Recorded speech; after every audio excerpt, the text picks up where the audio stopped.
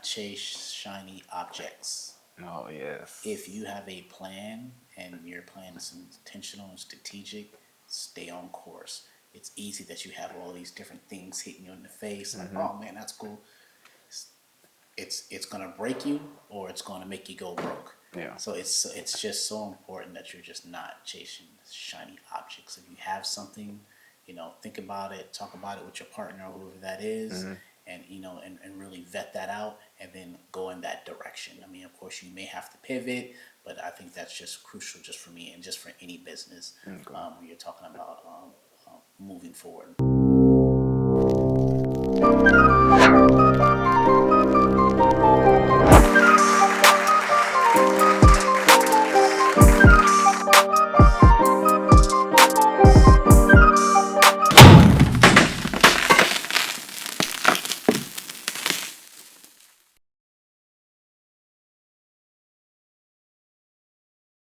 Welcome back to Flavor and Flow. It's summertime, it's hot outside, and let's be honest, most of us don't think about our skin till something goes wrong. Whether it's dry skin, oily skin, or just trying to find products that actually work, things get complicated. So today, we're sitting down with JD and Sheila, the founders of AKINYI Skin, to talk about skincare, entrepreneurship, and the story behind the magnificent brand. Let's get into it. Thank you for giving me your time here with Flavor and Flow. For just for everybody who's new to the channel, can y'all give us a short introduction about who y'all are? Started with JD. I'm JD. I'm a co-founder of AKINYI Skin. And I'm Sheila, and I'm the other co-founder of AKINYI Skin. Okay, so before AKINYI Skin, what was life like for y'all? I mean, professionally, we're project managers. Life was very different. We were not in Austin, Texas. We're actually in the DC area working as contractors, and we moved here about 4 years ago. And then AKINYI literally started out of frustration for the different skincare needs that we have. I have sensitive skin as well as combination skin, and my husband here has dry skin. And initially started with, I think we should start our own brand because we're mixing different oils and creams to get the consistency that we needed. And I was like, what are you talking about? We have no experience in skincare. Where are we even going to start? So I will say initially I was a little hater, or maybe a non-believer. Yeah, I would say hater. Yeah, most definitely. It took me a while to get her on board. Okay, we're doing this. So what were you doing before that? Like, what type of work were you doing? Yeah, so my career started in the nonprofit industry, and that's what I've been doing since the beginning of getting out of college and working in hospitality. Okay. And then when I moved to Austin, just continued that same career, being in the nonprofit industry, doing like project management and event management. Okay, but and what about you, JD? No, absolutely. I have a lot of different careers. I'm also a military veteran for 8 years. Thank you for your service. Thank you, appreciate that. And then since then, I've been in the hospitality industry, the food industry. Leaving DC, project manager, and then coming here, I kind of mingled into IT. Okay. I'm still doing some work on the side now. I'm an IT asset manager. Oh, okay. Also trying to balance this business. But so pretty much that led to y'all kind of making y'all own brand, just y'all little journey. So Sheila, you did say you from Kenya originally. So JT, where are you from originally?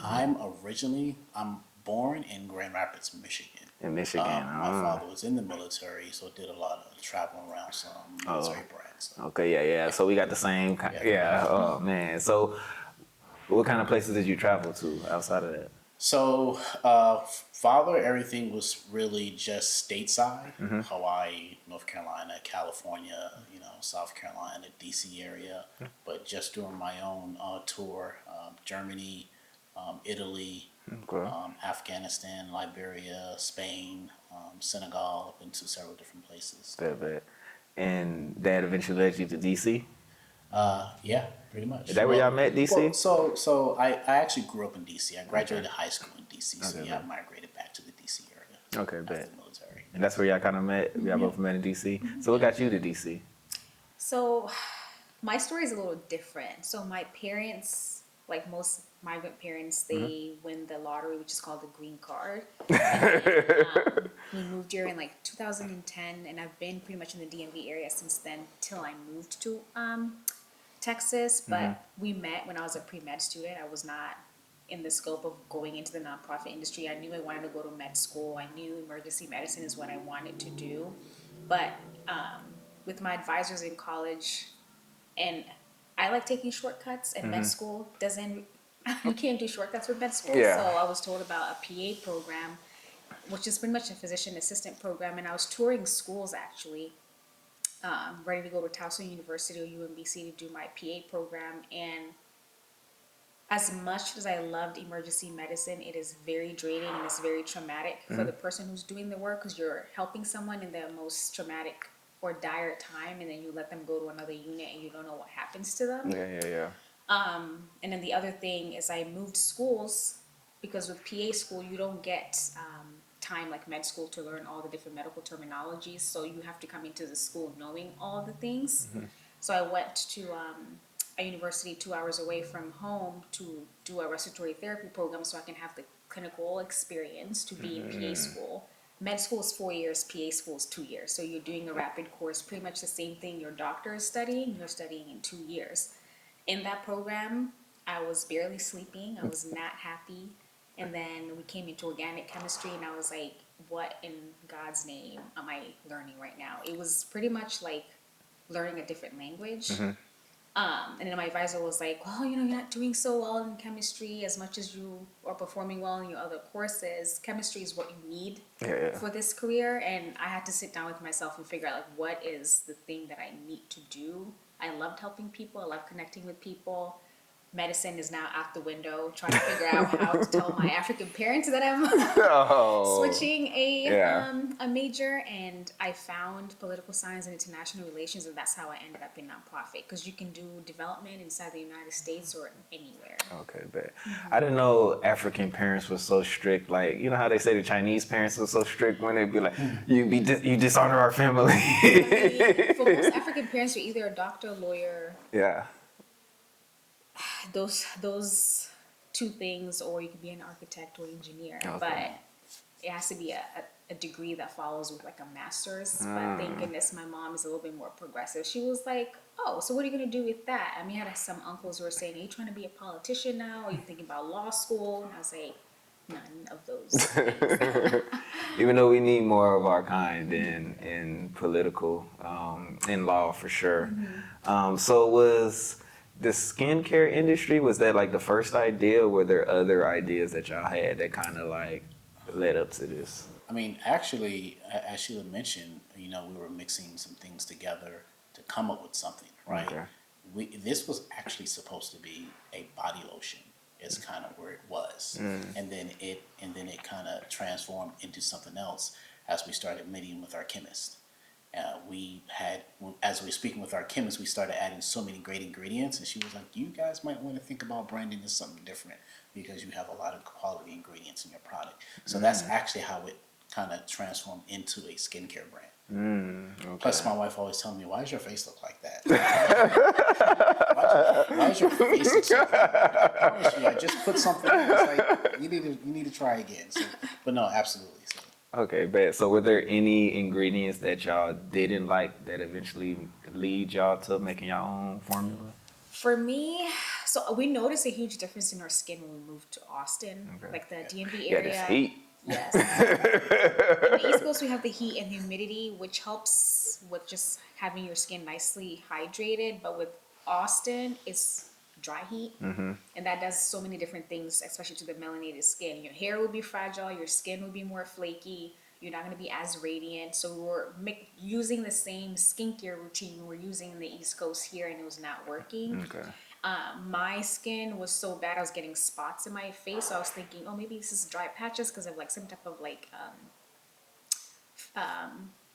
homeostasis imbalance where I need to go see a dermatologist. I went as far as doing like face creams that have retinol in it, which was a bad idea because I didn't realize I'm allergic to retinol, so that caused more issues. Went as far as talking to him and seeing, can we do like those filters you put in your shower, so our skin at least will get a better version of the water we're getting from the tap. And with those mixtures, and not being, I would say, well educated in terms of like what the melanated skin needed, Yeah. and everything how we found the person who helped us create the hero product, which is our AKINYI face cream, is a little strange because we were doing the research and I was given the assignment of like, oh, find people in Texas because we live in Texas. I emailed the brand, or I guess the lab that I wanted to work with. They never responded. But I thought they never responded because I emailed them, only to realize the lab that we worked with before kind of has a similar name.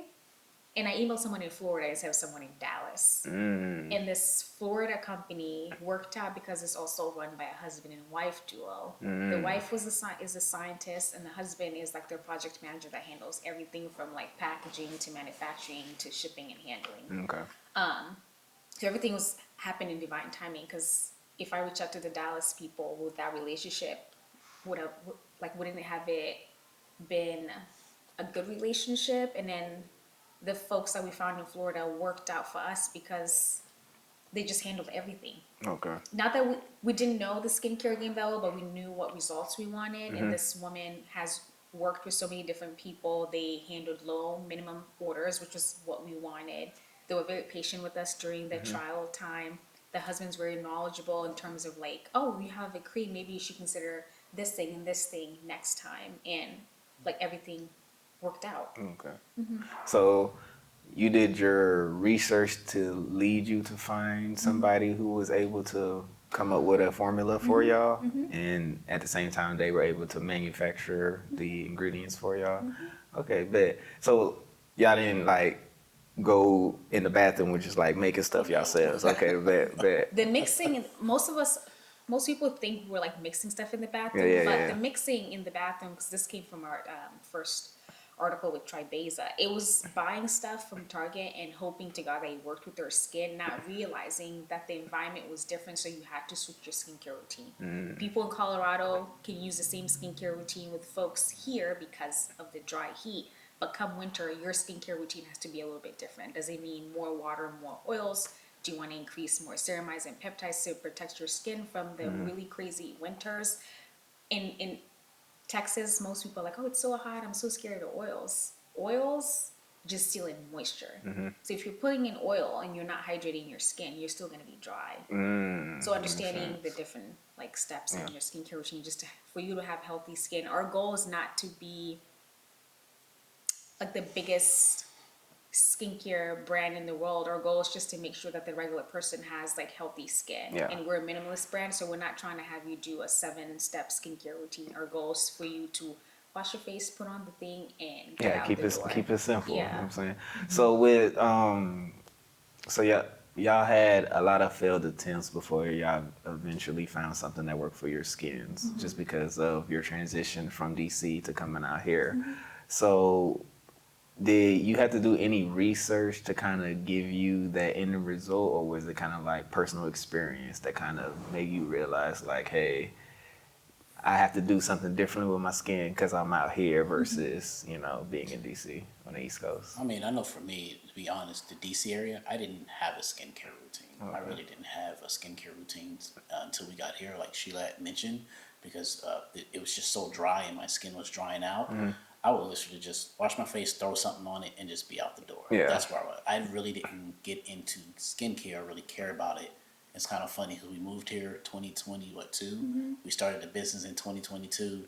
I want to say June. So I would say within that 5 months, I became like this specialist in skincare. What's going on, right? Because it just wasn't the same. It wasn't the same, and I did not know what it was. But I would have to say those were my failed attempts going outside, and she was saying like, "Hey, what's going on?" And me trying something again and realizing that wasn't working. But as for our product, you know, we were just, you know, going back and forth with the chemist. I want to say we researched for about 1.5 years, right? This was in development for like 1.5 years. We did no type of transaction. It was all research for about 1.5 years, working with the company to get our product manufactured. So you were well prepped. Yes. Pretty much. A lot of trials, a lot of this is not the consistency, this is not giving me the results that I want. Okay. So how many attempts did it take y'all before y'all came up with the name? Ooh, it was a lot, wasn't it? The name, I think actually, this wasn't even, AKINYI was not the original name. it wasn't. Yeah, because you know most people when when they don't even know like how hard it is to start a business because they stuck on the logo and the name. Yes. They're putting too much attention on that and the website, all of that, because and they having a hard time with that. It's like, bro, you ain't even get to the journey. You know what I'm saying? You still at the front door. I mean, So, we started with our branding first, but then when we were getting ready to do the trademarking, we hit a wall because someone else had a name close to what we were looking That's for. right. Yeah, that's right. And down, as much as they were not in the same industry, down the line it would have been a problem legally if we were to expand into other things. And I was like, let's try and figure out how we can merge our two cultures together. yeah. The first name was Sheila J. Sheila, JD, but someone else. That had sounds like name. something you find in Macy's. I just like, oh, Sheila J. Yeah. Yeah. Yeah, it sounds like something you find in Macy's for sure. Or Sephora, you know what I'm saying? But okay, so who had that name? Like what kind of product were they selling? They were selling clothes. Yeah. They're Clothes? definitely in clothes. Okay. And as much as we're in a skincare or beauty or self-care body products, Yeah. it just didn't make sense for attorneys. They were like, you need to flip it. Yeah. And as much as it sucked because we had all the branding and all the work had been done, AKINYI came in and it worked out perfectly. Yeah. AKINYI is actually my middle name. Oh. Being from Kenya, I'm what they call a half caste. So my parents are from two different tribes. So my mom's Kamba and my dad's Luo. In most African traditions, you usually take a tribal name from your dad's side. Mm-hmm. So AKINYI means born early in the morning. AKINYI is like for the girl, and then for the boy would be Okinyi. Okay. JD is fortunate enough to also be born in the morning. So if he was Kenyan from my dad's tribe, his name would have been Okinyi, which is Okay. kind of funny. So if you look at it on our logo, there's a little circle that symbolizes the sun. Then there's like little breaks here that symbolizes the two founders. Oh. And then all of our packaging have tribal marks on them to symbolize that Luo tribe that I'm from. And then this is our first hero product. So most people know us in the community as the skincare people, lotion people. Yellow like the sun, and then black like the founders. Okay, that is amazing. So a lot of like symbolism goes into it. Yeah, you would. So that leads me to the next question. Like how important was branding in like packaging to keep your product to like stand out when there's so many like when it's so crowded in this industry? I think we're really what do you call it? OCD? OCD about Yeah. things. She has what she's OCD about, and I have mine. I'm really the back end type of person, just to make sure packaging and everything is, copacetic. They're on Yeah. point. And she's always screaming at me every single day. Aesthetics matter. I get it. I get it. Every day. Aesthetics matters. Like, I get it. So, but I would say that actually putting this project together, me and Sheila did have our input in putting this together, but I would have to say probably about 80%, 90% of that was all Sheila's idea of putting this package Okay. together, and she did a fabulous job. Yeah, because that is amazing. Like the combination is like rememberable. Like when you see that, it's like, oh man. Like, what's that, a key? Yeah, let me go ahead and give me some of that. Yeah. I mean, but he's not selling himself well because this is our first business together, but it's not his first business. So there's experience in the back end of what a package should look like Yeah, to of have course. it retail ready. So there's Yeah. that experience there. But course. for me, I want things to look as cohesive as possible. And as much as my ideas went into this, I just think with this business, a lot of things are lining up in a very, I wouldn't even call it in the universe. Like it's like divine timing. Yeah. I don't know, the ancestors are working, but let them continue working because Yeah, of course. there are times where it's a little difficult. And you're like, oh, how am I going to think about this thing? The woman who helped us just come up with the first initial like branding of our business, I found on Fiverr. And most people you can't trust on Fiverr. Of You're like, course. oh, it's just someone somewhere in Asia and they're gonna just do this thing with AI. I've had some good work done from people from Fiverr. But she was a and- Fiverr Pro. Oh, So I okay. was, maybe her price will be insane. Yeah, Anyone yeah. who remembers like the OG AKINYI website can see her work in the paper tube. But then once we stopped working with her, year 3 now, these two items were designed by a graphic designer here in Austin. Her name is Aki. And I met her at a market. She's also a small business owner. Not only does she do like graphic design, but she does 3D printing and laser for jewelry. And I didn't realize she can design packaging. Because the lady that I worked with, yes, she's on Fiverr, but she also lives in Canada and she has a boutique design place. And just financially, we were in a spot where we could like contract her again. But Aki, being that we live in Austin, just aligned so well with what we were looking for. Yeah, because we do have tons of talent out here. I mean, as you can see, because they came out real nice. So how were y'all able, in such a competitive industry, right? So how were y'all able to get y'all product to your target audience? I think that's something we're actually still working on. Like, we know who our target market is. Austin has been great to us starting this business, but we are still moving slow and we're still learning every day.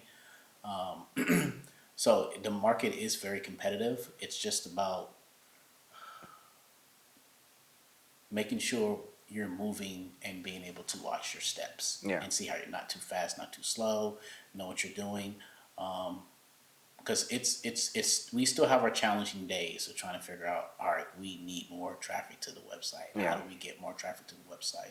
So we're still in that phase of trying to be very creative of what we're doing, being very strategic about what we're doing. So we're still learning every day on and figuring out what our market is and which directions we need to go. So Okay, bet. you probably, I don't know if you have something you want to. I mean, it's always a learning process. As much as we know our target audience, sometimes being in Austin, a lot of people are supportive. You get invited to a lot of rooms. Yeah. But like I've said time and time again, you also have to learn how to say no thank you, because not every room fits. Of course. Getting invited to a night market, it's great, it's wonderful, but if it's a Friday and people are drinking their drinks and they might go to an after party, it doesn't make sense for them to buy skincare just for them to lose it. Or if it's a market and it's our target audience is like mature women who like value like premium skincare products that are clean, and in terms of like the skincare routine is short. Guys use it, and we've seen it like most of the time if their wives buy it, the man might steal it and start using it too, and most of the time when they come to the market, they're like, you need to buy your own. Because man, we need ours too. Yeah, You know I mean, even the big businesses like the L'Oreal's and the La Roche-Posay's, they still put a lot of money in marketing. You haven't hit everyone. Yeah, of course. Like the world is too big for you to say, I've hit all of the different spots. So as a business, whether you're small or large, you have to put in a lot of work and grind every single day. Oh, yeah, most definitely. I learned that with drop shipping too as well.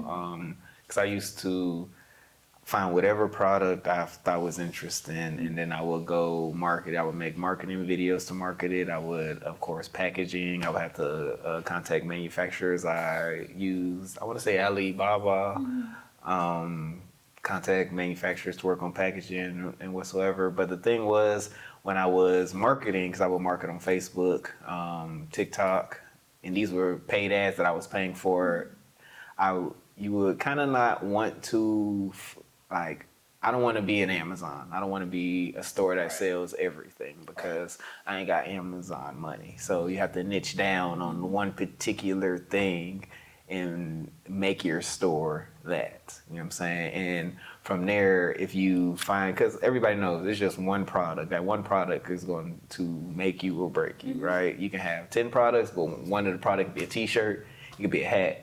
That product is what's getting you the $1 million. You know what I'm saying? Because that's what everybody wants. So when you niche down, find that one product, and you kind of like focus on that, then you're going to find your target audience much faster than you would if, like I said, you have everything: soaps, skincare products, scrubs. You know what I'm saying? Like, if you just, I want everything. You know what I'm saying? So it's good that you have a plan and you kind of going slow with it.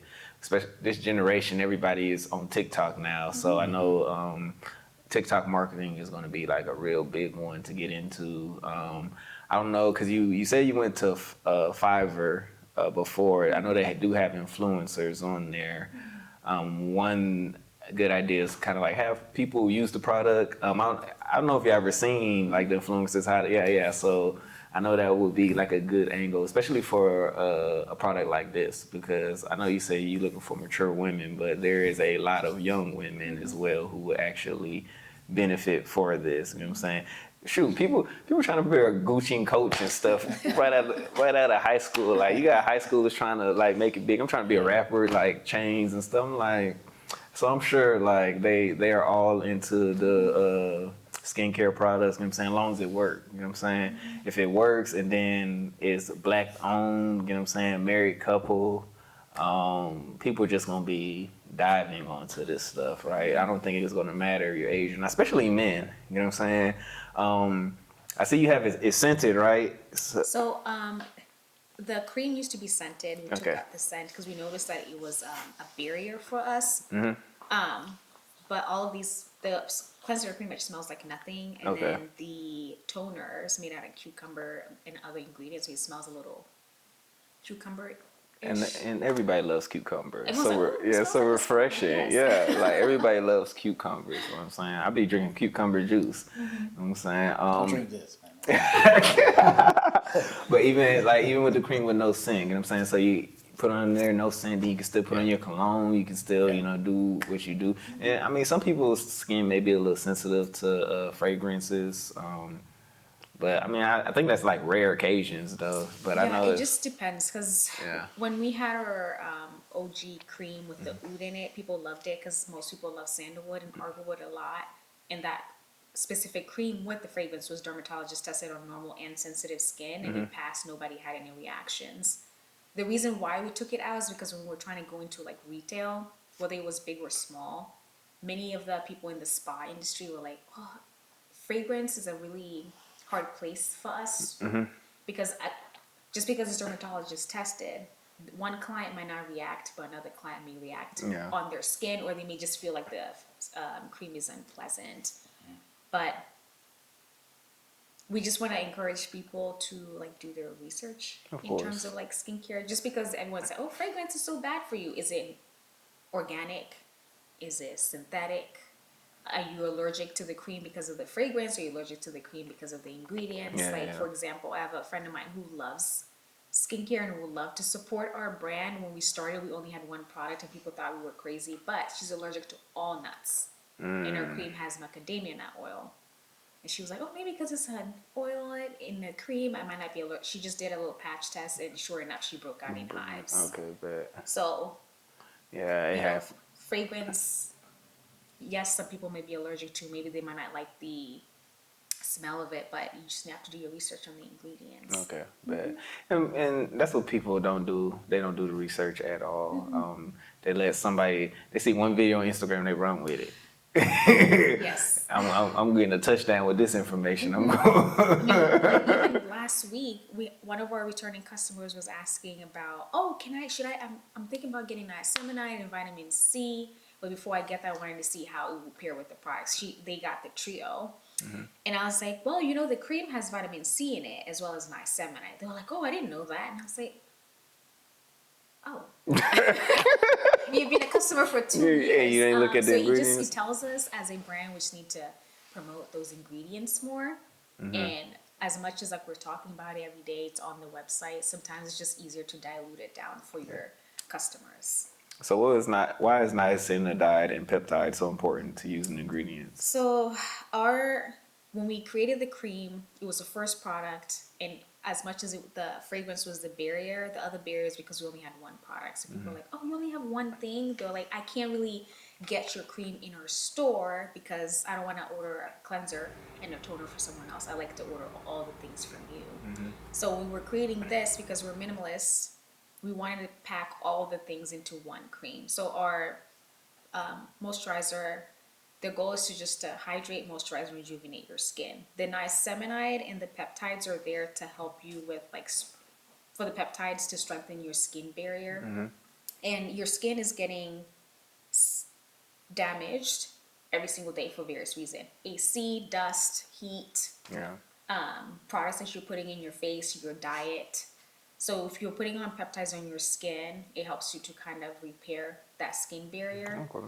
And then the niacinamide for me is important because I have hormonal pimples, or I guess acne, and it helps to just like lighten those spots for me. And because I have a hormonal acne, I also have oily skin, so the niacinamide also helps to like regulate the sebum in your pores. Your pores don't shrink with their product, but it kind of reduces the appearance of your pores. So when they're inflamed, obviously you're gonna see Yeah. a nice little zit or pimple. But with the cream, it helps you to balance all of that. So when we were creating it, we wanted to make sure, for me, someone who has hormonal acne, someone who has combination skin, someone who has sensitive skin, getting my skin hydrated, moisturized. My skin barrier is also getting repaired. I'm saying it very lightly. My barrier is also getting protected. Those hyperpigmentation from my acne is also getting taken care of. For him, because he has drier skin, you also need that repair. You need the hydration. So when we were creating it, everything had its own function and intention in it. It's not just like a bunch of ingredients put into one. Okay. Bet. And if you like notice on social media, there was a time where people were doing like 7-step skincare routines, which is Yeah. insane to me because It's your skin is the largest organ in your body and you're packing it with so many different things. Yeah. And your skin can only absorb so many things at one time. So when we had this, 50% of our product is water. So you're going to get hydration, and then our oils, and then the ceramides, peptides, collagen, and then your niacinamide and vitamin C. So it's all more than 11 products in one. okay. Bet. Absolutely. So how important was it to get a dermatologist to approve and test your product? It's very important for us considering that we don't have a background in skincare or dermatology or in like manufacturing anything in the beauty or skincare world. So as I said, we're fortunate enough to find our scientist who has experience in the skincare industry, and she advised us actually to go ahead and get tested. Okay. This seal of like dermatologist tested on normal and sensitive skin helped us to break into the market here in Austin. Many people are like, oh wow, you're tested, so I guess for my sensitive skin it could work. And I'm like, yes, but your sensitivity might be different from mine. Yeah. Just because it's tested for sensitive skin doesn't mean that there's one ingredient in here you might not react to. We have people who are allergic to vitamin C, so they couldn't use our product as much as it was tested on sensitive skin. But having that seal of approval just helped us as a small business to get more customers. Okay. It's Bet. definitely about validation. Yeah. Because I mean, of course, because like once again, when most people start their business, it's I'm in the house, I got whatever oil I think I need, whatever. I do a little research, and then I'm putting all this together, and then I'm trying to sell it online. The fact that y'all actually found somebody to come up with the ingredients for y'all, test y'all manufacturer, is kind of, it's like, whoa, that's information that we don't have. So it's like, how were y'all able to, go about that movement? And of course, everybody has a plan. You know what I'm saying? There's steps you have to take to kind of get you where you need to be. Were there any times throughout y'all plans where things didn't go as y'all expected it to do? All the time. Every day. That's every day. I know for us the biggest thing, starting back with, let's say, our chemist and who helped us put our product together, transparency is big with whoever you're working with. Because they'll lead you on, especially if you're just new, you don't know what's going on, right? If it's your first business and you're doing something in skincare, you're going to take whatever they give you. Now, I have a little bit of meat in the game. Yeah. So I know when someone's pulling my chain or not, so I'm going to ask those difficult questions. But it's just very important that, respectfully, right, that you're being transparent with whoever you're working with, and that you're setting that expectation from them as well. And then I know for us, one challenge that we definitely had, and I think that was just this year, early year, last year, is this tariff thing was going down, and that caused like some delay in our packaging, which delayed when we wanted to put out our new products. So that was a pain for us in trying to, all right, how do we migrate out of this situation? Now we got to push our dates and things like that. Yeah. So it's just, just being patient, always just being flexible, and also being able to adapt to any situation. And it's so important that you're writing things down, that you're constantly planning, and that you know how to pivot and that you know how to move. Because being an entrepreneur, like, things change just like this. Like, one day you're just like, oh, this is golden. Next day, like, well, how do we get here? Like, this just doesn't make sense. But yeah, just being very proactive in your decision making, and transparent But and realistic. so did y'all ever have any complication when it came to like making your formula? Did they ever say you something and you was like, well, no, this is not what we want? And that's really all the time, right? And you'll actually work that into that actually should be worked into whatever package you have with your chemist or whoever's formulating your product. They'll say like, hey, during this particular time period, you're going to get 4 or 5 different samples. They send them to you, you test them out for a week or 2, and you say like, hey, this is not what we're looking for. And you kind of let them know like, hey, adjust this. The texture's not there. The smell's not there. Why does it smell like cardboard? Like, you know what I'm saying? You're going to go back and forth. Some say you only get 2 samples with us, and the other ones you have to pay for. Yeah. Some are like you got to pay for all your samples that you get. So it just depends, right? It's just one of those things. But no, we actually had several steps, especially this last rotation. Several different steps. It's important to have all those things laid out in the beginning before you even sign any contract. And if it's not in your contract, make sure to add it, because then it just alleviates a lot of stress. Yeah. Now, with entrepreneurship, there's always something. Thinking this month there hasn't been any crazy situations, but it may come, but it's just how you roll with it. Okay. Because highs can be really high, and lows you be like, ooh, I'm about to give up, shut it down. Shut it down. So, like, you say you previously had other businesses, right? So how were you able to distinguish between this one being the one, seeing that you had those previous businesses, you know what I'm saying, and they didn't turn out the way that you wanted to? Why was this one so special? I think so. My other businesses, I guess I can kind of say what they were, right? I was in the food industry for a little while, so I got into the food industry, right? I was like, all right, this is not working, saturated, so I transitioned into pastries, and I was big into chocolate. Oh, you can bake, brother? Yeah. Okay. Oh, you got you a keeper right there. I got a lot of stuff in the back. I'm not gonna share. I got a lot of stuff. Right? So Okay, man of that's many another- talents, That's another, yo. that's another section. That's another session. I see why you're married, brother. It went from chocolate, and then from that, I actually went into the business with another group of people. We started getting into hemp, Okay. and honey sticks and things like that, and tinctures and things like that.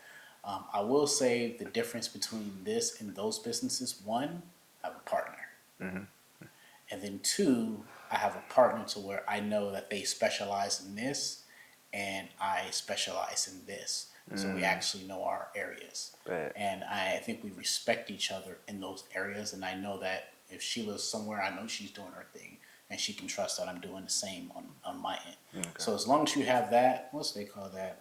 That little black and white symbol, yin yang. Yeah, Once you yin get that yang, yeah. thing going, like, you're good, right? You don't have to worry about what that person's doing, because they're going to take care of their business. Yeah. She knows I'm going to take care of my business. But I think that's the one thing. 1, I have a partner that I work well with, which is luckily happen to be my wife. Yeah. And then the other, me just having some experience of knowing where this steps looks familiar. Yeah. We should not go this way. We need to pivot this a little bit. And knowing how to pivot into something different. Because one thing I realized going through so many successful people, they have tons of failures before they have that one that just makes it like everything worthwhile. And they can just look back on and laugh at all of the failures, you know what I'm saying? So it's more or less, it's not bad to fail. It's like you just got to know how to handle yourself after the fact. Like, are you gonna continue to do what you're doing, or are you gonna move on to the next idea? So, but yeah, I'm glad that you finally nailed one. Still working this one. Yeah, of course. It's But it got a lot steady. of. So when y'all first opened up, and I'm guessing your first thing was a pop-up market when y'all first started selling. Yeah, we both probably can share our pains and aches on this one, but yeah, I want to say, like I mentioned, that first year and a half was just all research for the business. Yeah, Like, yeah, we yeah. had the business, we had the LLC. All right, now we're just going to research for this first year and a half. Okay. We actually didn't start putting our product on the market until year 2, right? And then you don't know where you're at or what you're going to do. You have an idea of what you kind of want to do, Yeah. or who our market is, but our target audience was so large and we didn't know. And how we experienced that was, like you just said, doing markets. We did every single market in the book. It was ridiculous. But I think we had to do that to kind of test what was out there. And like Sheila had mentioned, where we fit in at, we were at distilleries, night markets, outside markets, 2-day market. yeah, 2-day markets, out of state markets, pageant, modeling shows. Like we were doing all these different things, and we were just tracking. Like, all right, how much did we make? How many people actually came to our table? How many people scanned our barcode? So we were making sure that we were getting the data in to make sure that made sense. Yeah, I think of a lot course. of people are just going to these markets and they're just going to markets. Yeah. But when you go to these markets, you have to make sure you're doing their homework. Track how many people are coming to your table. Track how many people are buying. Track how many people that are scanning your barcode so you know what your followers look like. Yeah. Also know how many people came to the market. So now you know what your percentage was from what was at the door and what your sales look like. Okay, right. You Yeah. know, those numbers make sense and you kind of know, all right, we didn't make what we should have made. Yeah. Based off of how many people actually came to the market. You only made 1.5%. You should have been at 3%. So those little things come into play and you can kind of start mingling down like, all right, this is where we need to be. This is our audience, and you know where you need to be at. That's how we know our audience very well. Yeah. And now, like I said, you can't fit in every room. I can't sell to a high schooler because our price point does not match their pockets. Yeah. The young women, yes, they're interested, but also they're looking for a price point that's a little bit lower. Not that they don't have the money, is that education-wise, they're not educated in the ingredients, and they feel like, oh, I'm young, I don't need it. Skincare, you need to be on it at least 24, 25. Yeah.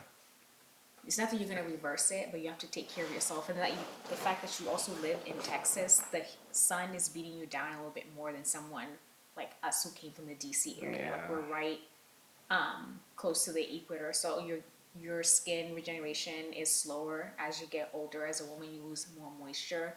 And when you look at our spreadsheet of all the different data points, it's those people who are coming to our table at markets. It's those people who are emailing us, when are you going to restock? We were pretty much gone for almost a year because of that. We had a issue with manufacturing, issue with the tariffs. So when we say no, I'm hoping that the community realizes that it's not like we feel like we are better than them. It's more of like we know where our audience is, and sometimes it's okay not to be everyone else's cup of tea, if that makes sense. Of course, because you could always order online. Skin.com. Here's the card. So, did the tariffs affect your pricing as well, or did it just affect your shipping? Not for us. Bob, give me a plug. Bob was great. One of the reps I deal with. But no, I think we actually got in right before the tariffs started very hitting. fortunate. But the problem was that the shipping, that shipping thing was still an issue and how long it took for it to get here. Okay. So we really didn't get hit with the tariffs because I was rushing to make sure that we were making those payments before that tariff situation came into effect. I will say, as much as the pricing didn't hit us, the logistics issues did, because we switched labs for a very Yeah. big and valid reason that we're not going to go into, but I was gonna ask why. first lab of Yeah. our first like company that we work with, they're great, but because of the way that tariffs were moving, their pricing was different. We hadn't really re-upped in like 2 years. The pricing was going up and down, and we weren't getting answers as quickly as we wanted. And at this point, if we shut down in June and we know we want to launch in October, knowing in our minds our dead stock is now it's dead. We can't sell it, and our customers are like, "Hey, I'm in my last jar. Or I have my last little scoop left." Getting from the top, like Yeah. trying to I'm get not every trying crease. to cheat and go to Yeah. another brand. Are you going to restock? And we say, well, it's coming in October, but then October comes and we don't have the product. So Yeah. now we have to pivot and go to another lab. And as we're very thorough, yes, the other lab can get us our stuff in like 30 to 60 days and we could have launched on time, but we needed to do our homework the same way. Yeah. Ingredients, stability, testing, learning this new scientists' like behavior, character traits, how they do business, and then our packaging, we have to go with another vendor because as much as like many businesses love to support businesses in the United States, they don't realize it. Like a lot of the packaging come from China, and then those businesses buy it in bulk and put it in their warehouse. So when we were sourcing, and I'm like, if I order it from here, it's 2 or 3 times more expensive than if I order it from my friends on the other side of the world. Yeah. And the tariffs, as much as the pricing didn't hit us, the logistics did, because one time we were ordering something and we thought it would be here, and our launch date is getting close. I'm pressuring him, like, I've already put it out to the world. I already sent out the emails. I've posted it on social media. And Yeah. they're telling me, like, granted, yes, stress, and we're plugging it into the place where it doesn't belong because he can't control the shipment. Yeah. Like, oh, our stuff is stuck in Canada. I'm like, what is it doing in Canada? Most And then you definitely. have to push the deadline again. And then for me, as the person who handles the front of the house, when you're dealing with customers and you're communicating something's going to be here in October, Yeah. and then you tell them February, and then you tell them March, they're like, are you guys, you don't have your stuff together in the back end. Exactly, So I'm yeah. just going to go with someone else. Some people didn't come back, but those people who were emailing me religiously asking about the restock, they, when I sent out that email and we launched, they were buying trios and we were baffled. Like, not because we don't feel like we have great products, we were just shocked because with the one product, yes, they were buying, and I just thought they would just buy the product that they are comfortable with, but they were buying trios. And it was funny because we also switched platforms. We were Squarespace and now we're at Shopify. And every time that little ding, Yeah, that. who's that? Yeah, Shopify. Yeah, I did Shopify. Like I can relate because I've the shipping when I was doing drop shipping, that was a kill. I used to get tons of emails like, how long is it gonna take? And then you'd be like, it's gonna come this day, and then the estimated time rebuffers, and it's a whole different time. Like, well, I thought it was gonna come this day, but now it's gonna come this day. Some people might request a refund. Yeah. There've been times people requested a refund and still got their product. So like I went through that, and the platform I was on was Shopify. And yes, that ding is very addicting. Oh, Like, it's very yeah. exciting. Like, who's that? Do you know this person? I mean, when we started, it was more of like family and friends. Oh, my mom just ordered. Oh, my sister Yeah. just ordered. Or my best friend's sister or mom just ordered. So, but now it's like, oh, I don't know that person. Who's Yeah. that person? But it was addicting to the point where I would just be on the website looking at people get on the homepage and just go to the cart, add stuff to it, and you be like, come on, come on, give me the lotto. Like I'm sitting there just waiting, you know what I'm saying, got my adrenaline just pumping, you know what I'm saying, all dopamine just hitting me, just from seeing them interact with the website. So I remember those days. It was crazy. But yeah, like I said, I can relate to it because I went through these same exact things when it came to stuff like that. So learning that, did y'all like eventually get like more than one manufacturer or somebody to work with just in case you had to deal with that? Like, Yes, and thank goodness both of us are planners, but he's more of a proactive planner than I am. But I don't know. Again, divine timing. It's so weird. I'm saying this so many times. Someone randomly DM'd me on our Instagram page or business Instagram page. They're like, "Oh, we're doing this happy hour with like Amazon small business, and at this point we're like, screw Amazon, they're too expensive, let's Yeah. take our product off. And I was like, let me just go and see. And that whole conversation, it was other CPG brands, and there was one skincare lady in there that got picked up by JP Morgan, and they went through like their accelerated program, and she was like, I literally have 3 manufacturers. A is my backup, who's in Central Texas. B is in Florida, and the other one is in Mexico, just in case. And I was like, why do you need so many backups? I was thinking about it, but the lady in Mexico, in Amazon, was like, it's important to have backups because your manufacturer A's plant may burn down. And I was like, well, Worst I case didn't even think scenario. about that. Or your manufacturer or supplier B, their stuff might get stuck somewhere in Canada.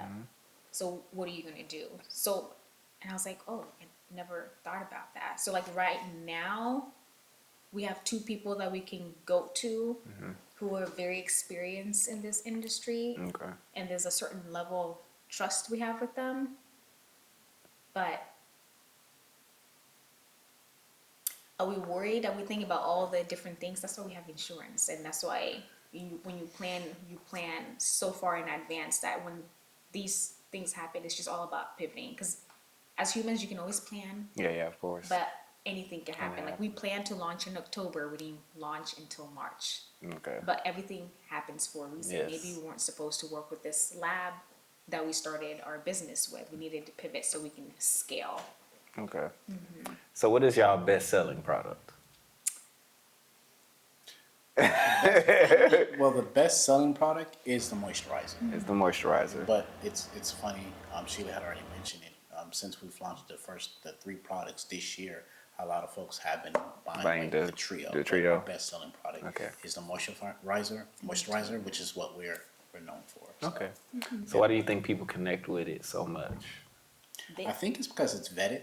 I mean, we've been doing this for 4 years now, and that's probably what mostly folks are familiar with. These are our 2 newer products, Okay. so folks are still probably getting adjusted and trying to get to know those products.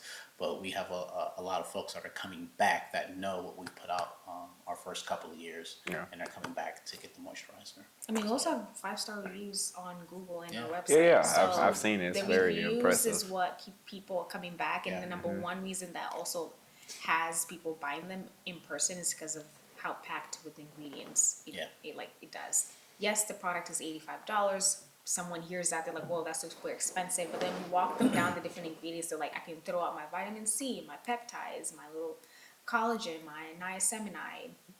Yep. Our toner has hyaluronic acid in it. Now you don't need hyaluronic Yeah. acid anymore. So we're all about compressing and making it as minimal as possible. They asked me, one of those jars gonna end up on my desk. I'm not throwing away the container. Like, man, this is too crafty to be just throwing away. I'm gonna fill it up with something. Because our product, everything is travel size. Yeah. Yep. And we did that intentionally because I'm a nano travel creator. So I was thinking, like, if I was traveling, would this mesh really well with my audience? Yeah. And then every single product, like our cleanser, has a stopper, and you can turn like the pump left or right to lock it, and it has a little plastic thing to stop it from like leaking in your bag.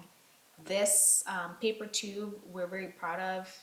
You can fling the thing across the room and it won't break because we send it to the customer with like adhesive tape on the on one side. And the same thing for the paper tube for the toner, because this one is made out of glass, so it sits like Ooh, it sits yeah. like that. That's what I'm saying. That is. But I will say, I have traveled with all of these products that are in the paper tube to Kenya, and it was like a 23-hour flight, and he didn't have the Oh gosh. paper tubes, and it didn't break. Okay, that's Granted, impressive. they were in, actually, they were in my carry-on, but that's a different story. My carry-on was checked in, and I didn't get it Yeah. until 4 days later, but it did not break. So how, like, because both of y'all moisturize on a daily basis, right? So how often do you have to replace the cream? Like, how does it take 30 days before you have to replace it? Is I it think like I'll let her go first. Our routines are a little bit different, Okay. and how often we use it. I mean, I use it every day in the morning when I use it, And then sometimes during the week, during the evening, Scented or no scented? what you mean? Yeah, scented. Is it scented? This Or is you, no scented. okay, This but is you use unscented. okay. These are unscented. What you do? And I may use it maybe twice a week during the evening. Okay. So for me, the moisturizer, it lasts very long for me, like 4 or 5 months. Oh, okay. That's for me because I don't need that much. And for our product, a little bit really goes a long way. I think Sheila's a little bit less than what mine is. I run it through a little bit more than him because I do Okay. my skincare routine day and night because I have oily skin. If I go to bed without doing my skincare routine, I'm gonna definitely wake up with a breakout. And I'm also a person who likes to rest my hand or touch my forehead a lot. So Yeah. you notice like in this area, this is where I break out the most. For the cream, 2 months. For me, 2 to 3 months because I not only do my face but also do my neck and décolleté area.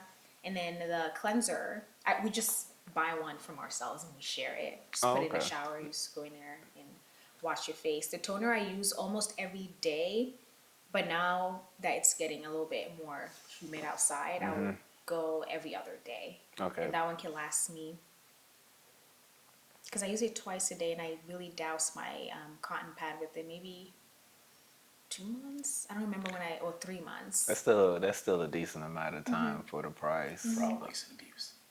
Huh? Fraud, waste, and abuse. Fraud, waste. Use too much.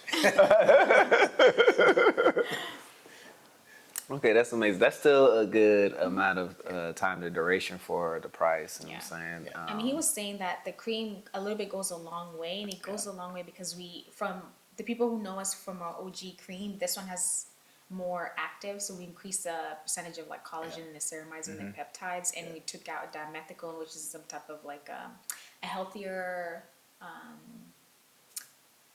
silicone. It helps with slippage, as well as like jojoba wax. Now we have true jojoba oil. Both of them help with slippage and keeping your skin radiant. But if you have oily skin, it clogs your pores. So with this one, because the actives have gone up and the silicone is pretty much non-existent, we don't have it anymore. When you put in a little bit and you warm it up in your hands, you're gonna get white like sunscreen. But then when you work it in, it goes into your skin and it absorbs pretty quickly, and you get that radiance. And you like, some people like go in and touch their face, you kind of feel the product on it. It's a nice little film to protect your skin. So that's why it probably lasts longer for him, because he has facial hair. I'm focusing on those areas, but a little bit goes a long way. So what is the order that you would use for this combo right here? Like, is it okay? So you put the cream first. No, you wash your face first. Wash your face first. Okay, Yes, the wash your goji face berry first. cleanser. Okay. And then you go in with your cucumber dew toner. Some people like to use cotton pads. Some people just like to put a little bit on your hands and just Okay. mush it into their face. And then you finish off with the AKINYI cream. I will say, if you are in Texas and you're melanated, I would recommend that you get a sunscreen. Okay. Black does not crack, but it will crack if you don't take care of it. Okay, so get a sunscreen. Okay, but black doesn't crack. You are absolutely right. But okay, that is all right. So the cleaner, then the toner, and then the cream, the moisturizer cream. Okay, but all right. What else? What else? Okay, so I'm coming to an end, but I think I got a few more questions for y'all. If I can remember it off my head, so much going on today. Okay. What was it? Oh, bam. Okay, so leading up to your journey, starting now, like, what have y'all learned in the skincare industry? That's a good question. I can give you one just business in general. Please lay it on me, brother.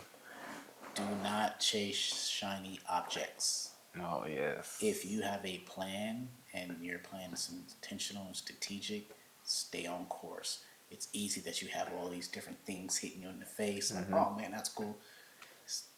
It's gonna break you, or it's gonna make you go broke. Yeah. So it's just so important that you're just not chasing shiny objects. If you have something, think about it, talk about it with your partner, whoever that is, and and really vet that out, and then go in that direction. I mean, of course, you may have to pivot, But I think that's just crucial, just for me and just for any business, when you're talking about moving forward and progressing. So. Well, how do you know? Because you said don't chase shiny objects, right? So how do you know if somebody's giving you a shiny object to chase versus it being helpful information? I think it just depends on what it is, right? If it's monetary focus, can I afford that? That's not saying I don't want to do it. Maybe you have to do it later in the game. Maybe it's a next year thing. But, I know you don't hear a lot about business plans nowadays.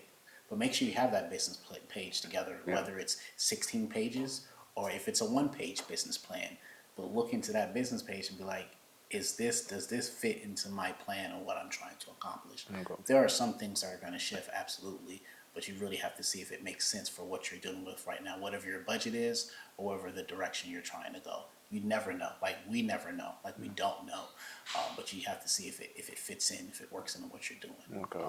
So I hope that was helpful. Yeah, it was helpful. What about you, Sheila? Have you learned anything For in this? me, it's important to network, Yeah, but absolutely. also as small businesses, or maybe I can just say, with my interaction dealing with Black-owned businesses, we don't have a lot of conversations. A lot of it's like, oh, I got it done this way, or in the African community, we just say it's the Lord's doing. And I'm like, great, the Lord did it. But how did you get to this spot? Because if you don't work, you're not going to eat. Yeah, of course. So share all the different plugins, because the vendor that helped me create the graphics for this could possibly connect you to another graphic designer or photographer. And sure enough, the culture in Austin is a little different. People are more giving. If you give, you're also going to give. Yeah. So That's Southern hospitality. yes, but also the small business community here is a little different. Not that the DMV doesn't have a lot of warm people, but I just feel like we've been invited into so many different places, and I'm like, how did you even find us? Okay. And how do you even continue to find us? Sometimes it's Instagram, sometimes I heard about you, sometimes I saw you at Future Front, sometimes I utilized your product because someone gave it to me as a gift. So being comfortable having conversations with other small businesses about certain things. Like, we've talked to some of our small business friends. They're like, oh, I really love how you do your social media. What's the agency that you work with? And I'm like, there's no agency, it's just me.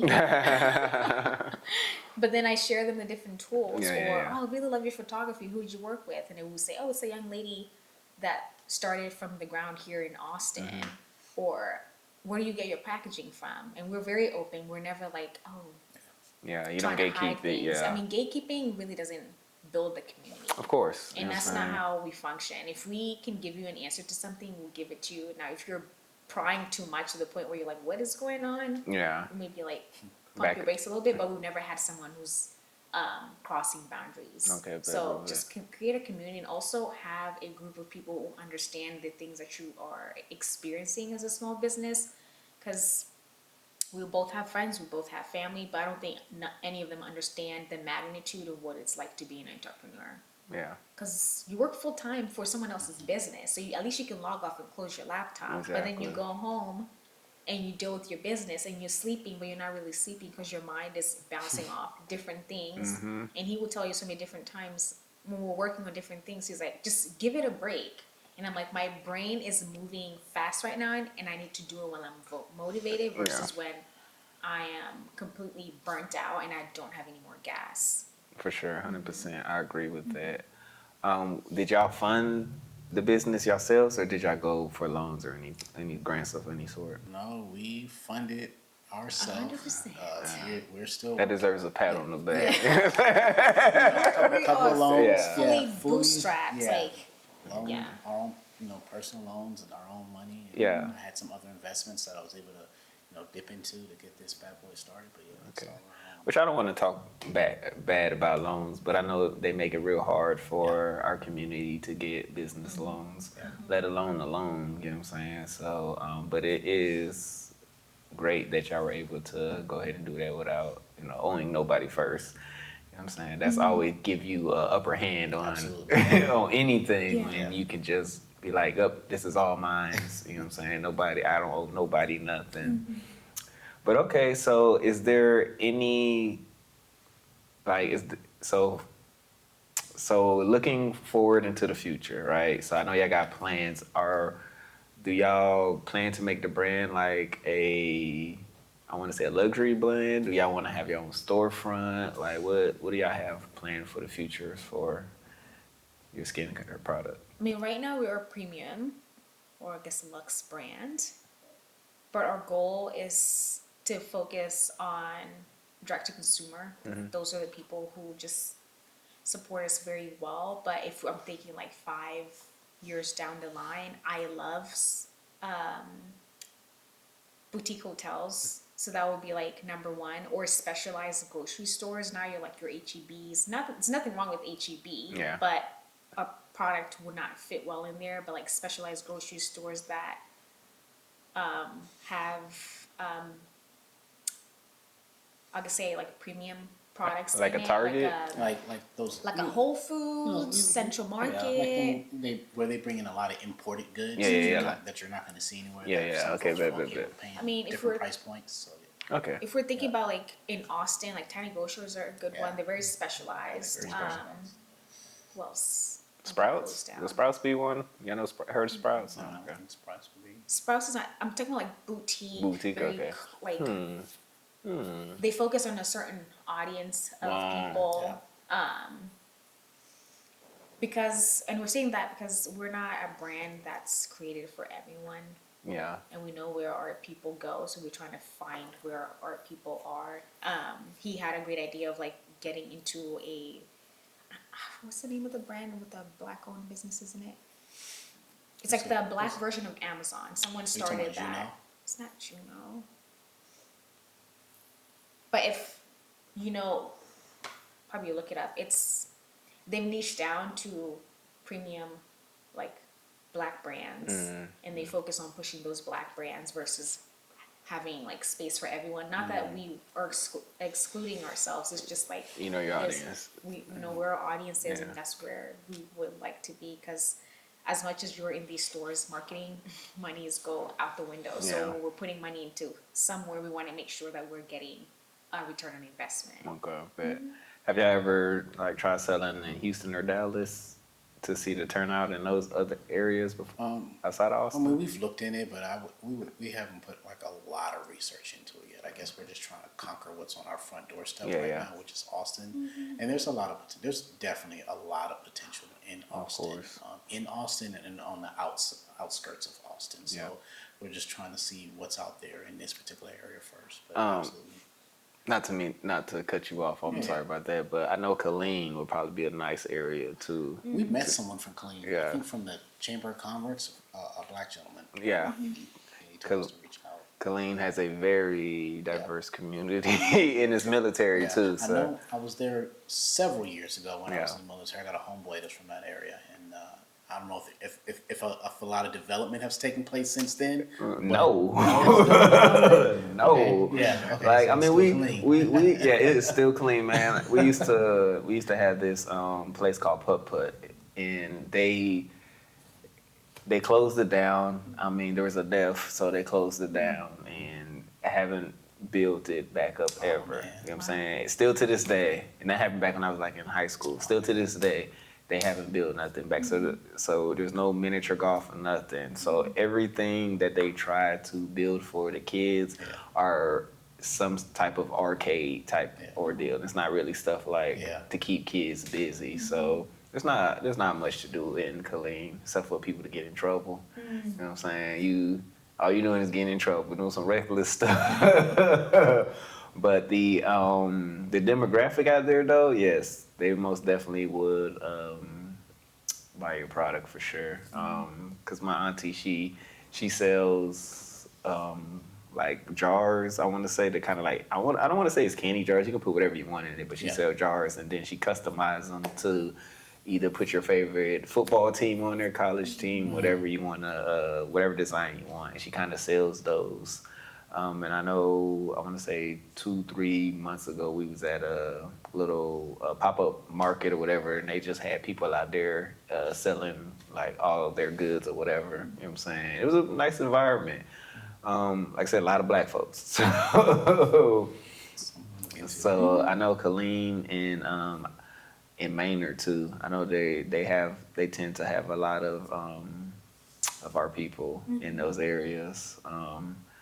But I do want to thank y'all because I know I had y'all for almost an hour. Well, it's been an hour. So I do want to thank y'all for giving me y'all time. So for everybody who just seen y'all for the first time, can y'all let us know where we can reach y'all, contact y'all, whether it's Instagram, your website, Facebook, TikTok, whatever y'all have?